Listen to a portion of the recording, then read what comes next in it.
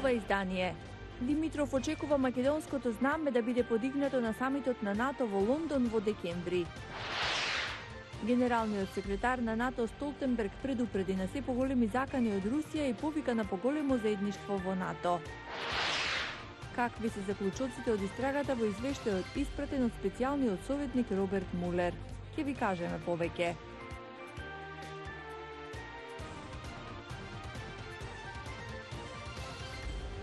Добро вечер. Ова е гласот на Америка на македонски. Јас сум Анита Шијакова. Реални се очекувањата да станеме полноправна членка до декемврискиот самит на НАТО во Лондон. Ова за гласот на Америка го изјави македонскиот министер за надворешни работи Никола Димитров. Јане Бојаджиевски разговараше со него. НАТО практично е сојузништво што се бори за мир, ама и почива на принципот сите за еден, еден за сите. Мислам дека е најдолгата алијанса во историјата на човештвото и мислам дека како светот станува непредвидлив, толку повеќе ќе ни треба НАТО. Главната поинта на Столтенберг во обраќањето на заедничката сесија на Представничкиот дом и Сенатот во Конгресот денес беше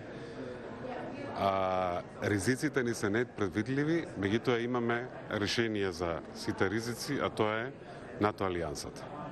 Во Конгресот се срегавате со сенатори, конгресмени, со висши представници од оваа администрација. Колку се реални прогнозите за брза ратификација во Сенатот?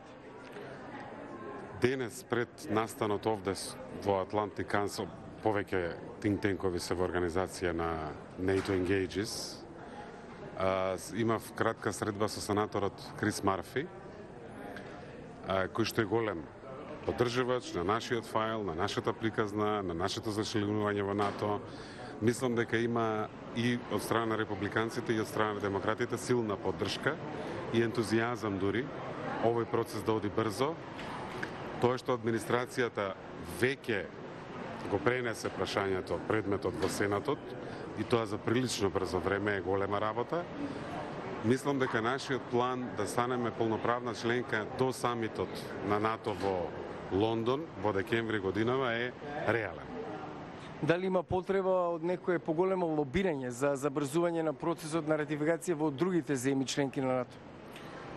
Мислам дека има чувство на можност да се заврши една важна незавршена работа.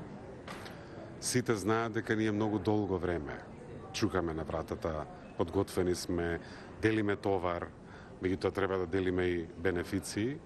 Имаме до сега 9 ратификации. Јас разговарав со неколку колеги денес, со Словачка, ќе оди прилично брзо, Норвешка слушам, Полска се видов со министерот. Мислам дека добро ни оди динамиката и дека ќе успее планот за декември. Освен привилегии и бенефит, има и обврски самото членство. Колку Северна Македонија е подготвена за целосна партиципација во заедничкиот буџет или како што најави подпредседателот Пенс со 2% од буџетот за одбрана? Реални ли се очекувањата 2024? Ние веќе имавме во 2008 на самитот во Букурешт околу 2% од бруто домашниот производ беше фокусиран на инвестиции во и трошење во одбраната. Како влада имаме политичка заложба секоја година за 0,2% поени од бруто домашниот производ да додаваме во одбраната. Бевме малку под 1% кога влеговме на оваа служба. Сега сме негде 1,20%. Тоа ќе се качува и мислам дека многу реално и ние сме цврсто стоиме за таа заложба, дека ќе успееме да го достигнеме тој праг од 2% од бруто домашниот производ пред или заедно со сите други сојузници 2024 година. Министре, ви благодарам за разговор. Благодарам на можноста. Во Вашингтон продолжува министерскиот самит по повод 70 годишнината од создавањето на НАТО. Во обраќање на заедничката седница на Конгресот, генералниот секретар Столтенберг предупреди на се поголеми закани од Русија.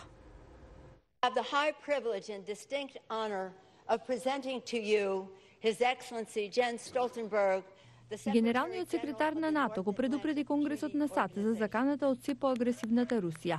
Столтенберг се обрати на заедничката седница на Конгресот по повод 70 годишнината од создавањето на НАТО на крајот на Втората светска војна.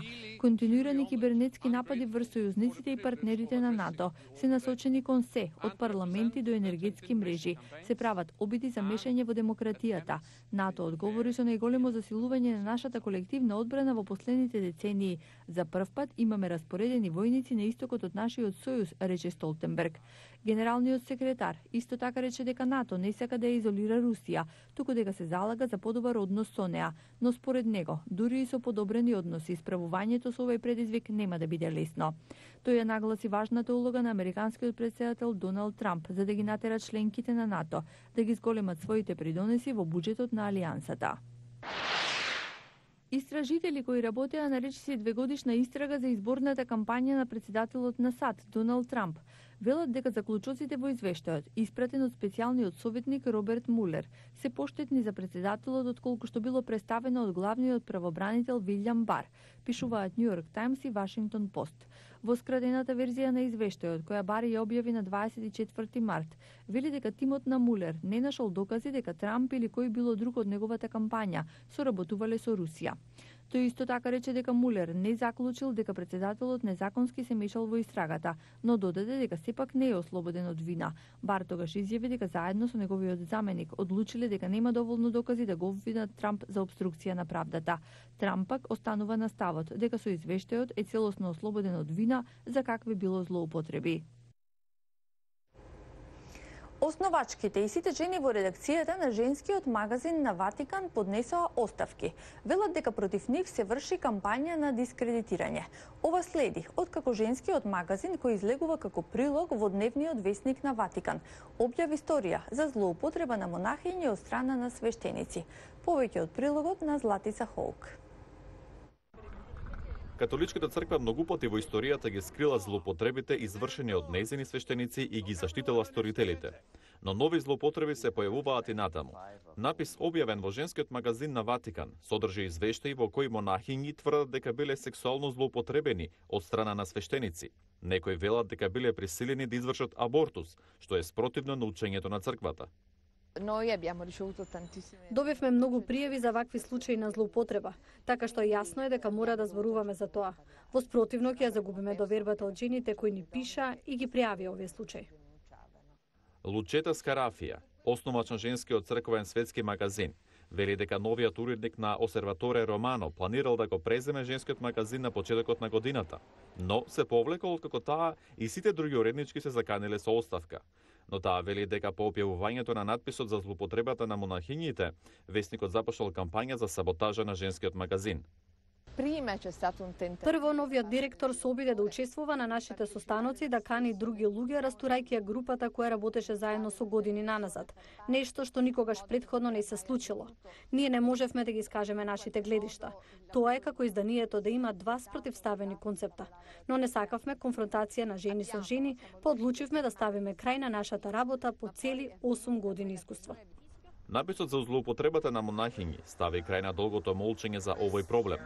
По неговото објавување, папата Францис призна дека имало злоупотреба. Бевме вистинска новина во Ватикан, нова иницијатива која се појави спонтано. Го креиравме магазинот, добивме дозвола од папата Бенедикт и секогаш сами работевме. Ние избиравме кој ќе го води магазинот и кој ќе биде член на уредувачкиот тим. Тоа беше една вистинска интелектуална лабораторија. Директорот на Осерваторе Романо, Андреа Монда, преку соопштение ги отфрли обвинувањата за обид за ослабување на женскиот магазин и рече дека сакале во дневниот весник на Ватикан да дадат простор и за други женски гласови и ставови. Со оваа вест ги завршуваме вестите. Го гледавте News Flash на Гласот на Америка на македонски. Јас сум Анита Шијакова од студиото во Вашингтон. Довидување.